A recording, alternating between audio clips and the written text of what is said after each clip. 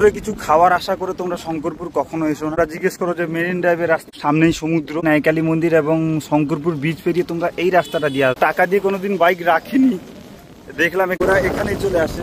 তোমাদেরকে দেখিয়ে রাখি, এটা খাবারের দোকান বা কিছু জায়গা বা কিছুকে খারাপ বলছো কি করে? আমার মেন মোটিভ হচ্ছে তোমাদের কাছে ঠিক তথ্যটা পৌঁছে দেওয়া। সে নিচে জায়গাটা সৌন্দর্য খুবই মনোমুগ্ধকর। নাইকালী ব্রিজ, যে রাস্তা দিয়ে তোমরা ওভারটেক করে তোমরা শঙ্করপুর যাবে। তোমরা যদি নিউ দীঘা সাইড থেকে আসো, মানে new Digha old Digha side থেকে আসো, তাহলে দীঘার গেট থেকে ঢুকে নাইকালী মন্দির এবং শঙ্করপুর বিচ পেরিয়ে তোমরা এই রাস্তাটা দিয়ে আসবে।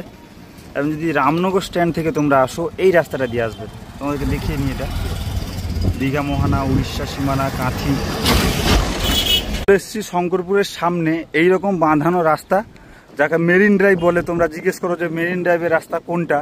দীঘা গেটের পাশ দিয়ে ঢুকে এসে, ওটা একদম দীঘার গেটের পাশ দিয়ে ঢুকে এলে তোমরা নাইকালী মন্দির পাবে, তারপর শঙ্করপুর বিচ পাবে, তারপর এটা শঙ্করপুর পাবে, তারপর এই রাস্তা দিয়ে তোমরা তাজপুর মন্দারমণি চলে যেতে পারবে। এইরকম বাঁধানো রাস্তা। এটা হচ্ছে ফ্রন্টের সাইডটা। এখানে কিছু দোকানপাট দেখতে পাচ্ছ, সামনেই সমুদ্র। এখানে তোমরা যে জায়গাটা দেখতে পাচ্ছ, এখানে পার্কিংয়ের জন্য এনারা চার্জ করেন। টাকা দিয়ে কোনোদিন বাইক রাখিনি, দেখলাম এখানে পার্কিংয়ের চার্জের চেয়ারটা লাগানো আছে। তোমাদেরকে দেখিয়ে নি, দেখে নাও। 2 চাকা 10, 3 চাকা 20, 4 চাকা 40, 6 চাকা 100 টাকা, ট্রাভেলার 60 টাকা। দেখতে পাচ্ছ পার্কিং করলে কি হবে, গাড়িটা তোমাদের সেফে ওদের দায়িত্বে থাকে, তোমাকে এত চিন্তা করতে হয় না। দুপুরে কিছু খাওয়ার আশা করে তোমরা শঙ্করপুর কখনো এসো না। তোমরা দুপুরে খাওয়া দাওয়া দীঘাতেই করবে। এখানে যারা হোটেলে আছেন তাদের আলাদা ব্যাপার, কিন্তু এক্সট্রা পে করে কোথাও কিছু খাবেন না, তেমন কিছু এখানে ভালো নয়। তোমাদের যে জায়গাটা স্নানের কথা বলছিলাম, এটা হচ্ছে শঙ্করপুরের পশ্চিম দিকে। জায়গাটা দেখতে পাচ্ছ খুবই নিরিবিলি। এখানে যদি আপনারা একা স্নান করতে চান বা ফ্যামিলি, এখানে ঠিক হবে না। ফ্যামিলির জন্য আমাদের ওল্ড দীঘা নিউ দীঘা হচ্ছে সবচেয়ে বেস্ট জায়গা। যারা যারা স্নান করছে এখানে দেখতে পাচ্ছ, এনারা হচ্ছে পিকনিক এসছেন। আপনাদেরকে সবসময় সাজেস্ট করবো ওল্ড দীঘা বা নিউ দীঘার দিকে স্নান করতে, কারণ ওখানে খুবই লোকের ভিড় থাকে এবং স্নান করে আপনি সেই ফুর্তি, সেই মজাটা পাবেন। এখন জোয়ার, ওই জন্য জলটা একটু উঠে এসছে, নাহলে অনেকটাই দূরে থাকে। এটা হচ্ছে শঙ্করপুর ওই দিকে, যেটা আগে তোমাদেরকে আগে দেখাচ্ছিলাম। ওদিকে হচ্ছে শঙ্করপুরের মেন ঘাট। এটা অনেকটাই সমুদ্র ওদিকে চলে গেছে, ফাঁকা জায়গা, কিন্তু মানুষজন এর চেয়ে বেশি ওদিকে যান না। এত দূর অব্দি সেফ জায়গা। তোমাদের যে জায়গাটা দেখাচ্ছিলাম, আমি ওই জায়গাটায় দাঁড়িয়েছিলাম। দেখতে পাচ্ছ সবচেয়ে ভিড়ের টাইম এখন, দীঘায় সবচেয়ে লোক বেশি, তাও শঙ্করপুরের অবস্থা দেখতে পাচ্ছ। তাহলে যখন অফ সিজন হয়, দীঘায় লোক থাকে না, শঙ্করপুরের কি অবস্থা হয় বুঝতে পারছো। এখানে সব সময় ফাঁকা থাকে। আপনারা যদি আপনার জীবন সঙ্গীর সঙ্গে বা ওয়াইফের সঙ্গে বা যারা বয়ফ্রেন্ড গার্লফ্রেন্ড আছে, তারা যদি কিছু সময় একা কাটাতে যাও, তোমাদের প্রাইভেসি চাও, তাহলে তোমরা একা এসে বসতে পারো। তোমরা যদিও বসো, আমি তোমাদের ওই জায়গাটা দেখিয়ে দেবো। শঙ্করপুরের মেন ঘাট, ওখানে তোমরা সেফলি বসতে পারবে। এদিকটা খুবই ফাঁকা জায়গা এবং যারা জেলেরা আছে ওখানে মাছ ধরছে। দেখি দিয়ে ওরা জালটা ওখানে ফেলে ওখানে মাছ ধরছে। কিন্তু যাই বলো, জায়গাটা দেখতে হেভি লাগছে।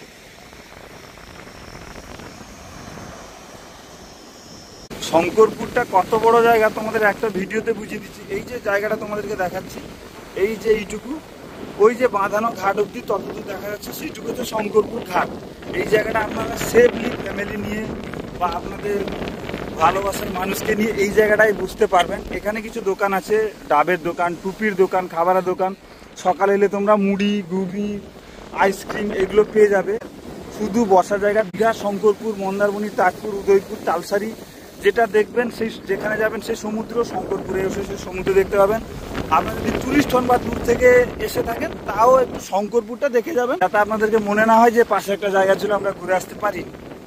এই যে এই লাইনে কটা দোকান আছে, ওই সাইড থেকে আপনারা আসবেন এবং ওইটা হচ্ছে মেন গেট এন্ট্রান্স, এদিক দিয়ে ঢুকে আসবেন। কিছু দোকান আছে, খাবার দোকান, ডাবের দোকান, টুপির দোকান, আর ওদিকে অটো টোটো রাখার জায়গা আছে, স্ট্যান্ড আছে ওইদিকে। বাইকে আসলে বাইক রাখবেন, কারে আসলে ওখানে কার পার্কিং এর জায়গা আছে। এখন দীঘাতে লোকের পরিমাণ বেশি বলে সমুদ্র পাশে এত দোকান থাকতো না। এখন দেখছি পাপড়ি চাটের দোকান, আইসক্রিমের দোকান, অনেক কিছুই বসেছে এখানে। এই যে বসার জায়গাগুলোর কথা বলছিলাম, এগুলো হচ্ছে বসার জায়গা। শঙ্করপুর যদি আসার প্ল্যান করেন, তবে চেষ্টা করুন সকালে বা বিকেলের মধ্যেই আসার। 5টার আগে এখান থেকে বেরিয়ে যাবেন, কারণ জায়গাটা ততটা সেফ নয়, কারণ এখানে জনসংখ্যা খুবই কম এবং টুরিস্ট স্পট খুবই কম। একটাই জায়গা, এই সামনে কিছুটা এগিয়ে গেলে আর 4-5 কিলোমিটার এগিয়ে গেলে আপনি তাজপুর পাবেন।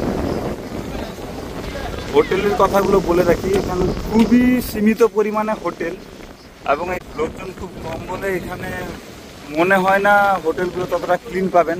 কটা হোটেল আছে আপনাদেরকে সামনে থেকে দেখিয়ে দেবো, যেগুলো পরিষ্কার পরিচ্ছন্ন এবং ব্যবহারও খুব ভালো, সেগুলো আপনাদের দেখিয়ে দেবো। এটা যখন প্রথম নতুন হয়েছিল তখন এখানে ঝর্ণার ব্যবস্থা ছিল, এখন বন্ধ হয়ে গেছে, পুরনো হয়ে গেছে, ভেঙে চুরে গেছে। শঙ্করপুর নিয়ে ভিডিও বানানোর মেন মোটিভ হচ্ছে তোমরা যাতে বুঝতে পারো এখানে আসার টাইম কতক্ষণ তোমরা থাকবে বা এখানে কি কি করতে পারবে। এখানে রাইডিং বলো, ভালো খাবারের দোকান বলো, সেরকম কিছুই নেই। তোমরা অনেক কিছু হয়তো আশা করে আসবে, এখানে আসার জন্য তোমরা হাতে মিনিমাম 2 ঘন্টা টাইম বের করে নিয়ে এলেই হবে। কিছুক্ষণ তোমরা বসবে, হালকা ফুলকা কিছু টিফিন করলে, স্নান করার হলে যদি একা স্নান করতে চাও তবে আসবে। যদি তুমি ওইভাবে ওই লেভেলের মজা চাও বা ওই রকম ভিড়ের মধ্যে স্নান করতে চাও তাহলে তোমার জন্য old Digha new Digha best জায়গা। আর যদি ফান করতে চাও ওর সঙ্গে তাহলে উদয়পুর হচ্ছে বেস্ট প্লেস। আপনারা জানেন আমফানের সময় যে বড় ঝড়টা হয়েছিল, অনেকেই এসে জিজ্ঞেস করেন যে দাদা তখন জল উপরে উঠে এসেছিল নাকি, ঢুকে এসেছিল নাকি, কী কী ভেঙে গেছিলো, কত দূর জল গেছিলো। আমাদের ওইটা বলে রাখি, এই যে পাথরগুলো দেখছেন না, এগুলো ওই দিকটা নতুন হয়েছে, ওই পাড়টা পুরোটাই ভেঙে গেছিল। আমাদের দেখিয়ে রাখি, ওই জায়গাটা পুরোটাই ভেঙে গেছিলো, খানিকটা জলে ঢুকেছিল। ওই যে এত বড় বড় পাথর দেখতে পাচ্ছেন, বুঝতে পারছেন কত বড় বড় সিমেন্টের পাথর, ওগুলো সবই উপরে এসে পড়েছে। আরও শঙ্করপুর ব্রিজের দিকে, লাইকানি, ওল্ড দীঘার দিকে সামান্য জল উপরে উঠে এসেছিল আর পাড়গুলো একটু ভেঙে গেছিলো। এদিকটা বেশি ক্ষতিগ্রস্ত হয়েছিল, কারণ এটা মোহনার পরে শঙ্করপুর, ওই জন্য এই দিকটা বেশি ক্ষতি হয়েছিল। আরও বেশি ক্ষতি হয়েছিল তাজপুরের দিকে, ওই দিকটা যেহেতু নিচু পাড়, জলটাও ঢুকে এসেছিল।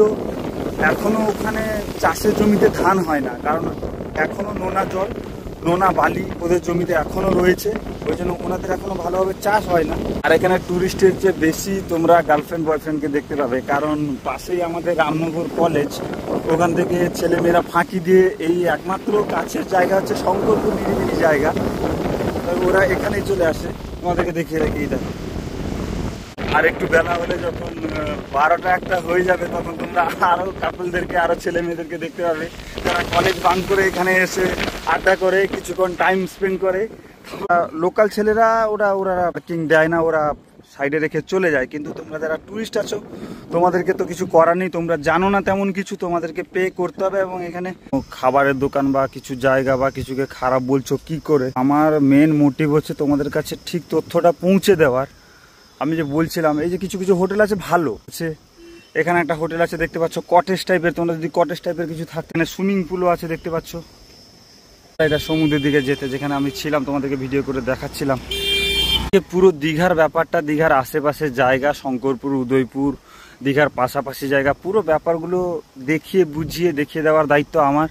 তোমরা শুধু আমাকে সাপোর্টে থাকো, চ্যানেলটিকে লাইক করো, সাবস্ক্রাইব করো, কমেন্ট করো, শেয়ার করো। তোমরা যদি ওল্ড দীঘা বা নিউ দীঘা সাইড থেকে আসছো তাহলে তোমরা রাস্তাটা কত সুন্দরভাবে গোছানো সাজানো তোমরা দেখতে পাচ্ছ। আমি এখন বাইক চালিয়ে চালিয়ে কথা বলছি, তোমরা হয়তো শুনতে পাবে না ততটা, তাও তোমাদেরকে দেখিয়ে নিচ্ছি জায়গাটা সৌন্দর্য, খুবই মনোমুগ্ধকর জায়গা, তোমাদের ভাল লাগবে। বিশেষ করে শঙ্করপুরে থাকার যে তোমরা যে রাস্তাটা এনজয় করে করে আসবে সেটাই দেখতে বেশি ভালো লাগবে। জায়গাটা তোমাদেরকে দেখিয়ে নিই ভালো করে।